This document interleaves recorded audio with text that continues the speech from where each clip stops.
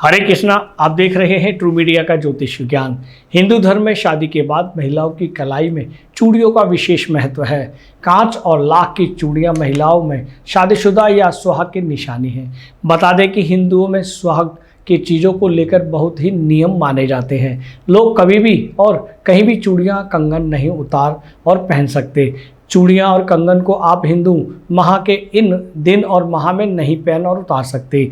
हिंदू मास के पौष और पितृपक्ष यानी अश्विनी मास के कृष्ण पक्ष पर महिलाओं को नई चूड़ियाँ नहीं पहननी चाहिए। पितृपक्ष पितरों को समर्पित है और इस पूरे 15 दिनों पितरों की शांति के लिए पिंडदान, ब्रह्मभोज और अन्य दान कार्य से संबंधित कार्य होता है। इसलिए इन 15 दिनों की अवधि में कोई भी शुभ और मांगलिक कार्य करने की मनाही होती है। साथ ही चूड़ियों को महिलाओं के सुहाग की निशानी माना गया है। ऐसे में सुहाग की इन महत्वपूर्ण चीज़ों को पितृपक्ष में धारण करने की मनाही होती है। आप चाहे तो अपनी पुरानी चूड़ियों को फिर से पहन सकते हैं। इसके अलावा पौष मास में सूर्य को मलिन कहा गया है। इसे खर मास भी कहा जाता है। इस मास में भी शुभ और मांगलिक कार्य के साथ साथ नई चूड़ियों को पहनने की मनाही है।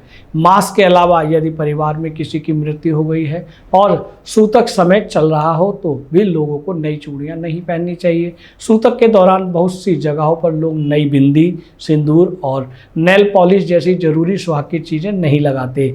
महिलाएं मृतक के 10 दिन के बाद घर में शारीरिक शुद्धि कर नई चूड़ियाँ व सुहाग की नई चीज़ें पहनते हैं। यदि आपके घर में और परिवार में किसी बच्चे ने जन्म लिया है तब भी घर में शुभ सूतक लगता है। सूतक इसलिए कहा जाता है क्योंकि यह बच्चे के जन्म होने पर लगता है। शुभ सूतक में भी परिवार अशुद्ध होता है, इसलिए इस समय भी महिलाओं को 5 दिन तक नई चूड़ियां नहीं पहननी चाहिए।